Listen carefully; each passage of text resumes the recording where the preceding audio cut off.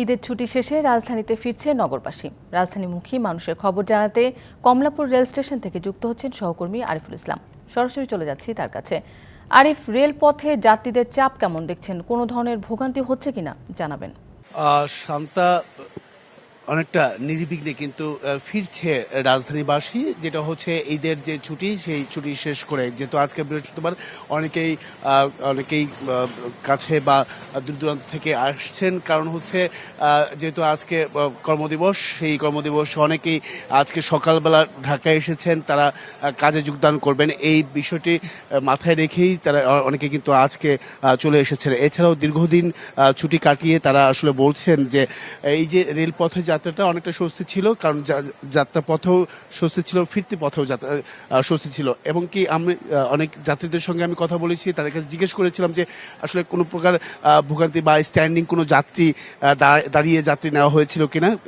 তারা জানিয়েছেন আমাদেরকে যে কোনো ভোগান্তি ছাড়াই বা এই ধরনের কোনো পরিস্থিতি তৈরি হয়নি, কোনো বগিতেই আসলে যে দাঁড়িয়ে যাত্রী উঠানো, সেই উঠানোটা তাদের চোখে পড়েনি। অনেকটা নির্বিঘ্নে বা স্বস্তিতেই তারা ফিরছে বা ফিরেছে।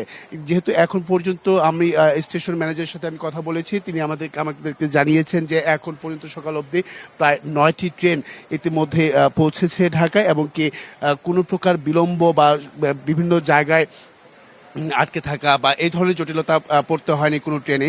কিছুটা সাময়িক 10 থেকে 15 মিনিট প্রতিটা ট্রেনে কিছুটা সময় লেগেছে বা দেরি করে ছেড়েছে, এমনটাও কিন্তু জানিয়েছেন। বিশেষ করে লালমনিরহাট কিছুক্ষণ আগেই আমি এই যাত্রীরা যে আসছেন সেটা হচ্ছে লালমনি এক্সপ্রেস। সেই লালমনি এক্সপ্রেস রাজশাহীতে তারা বলছেন যে কয়েকটি স্টেশনে তারা কিছুটা সময় তারা ক্ষেপণ করেছেন বা কিছুটা সময় তারা দেরি করে ছেড়েছেন বিভিন্ন স্টেশনে। যেহেতু ওঠানামার একটি বিষয় রয়েছে, যাত্রী ওঠানামার, সেই বিষয়টি আসলে বিভিন্ন স্টেশনে দেরি হওয়ার মূল কারণ ওঠানামার জন্যই।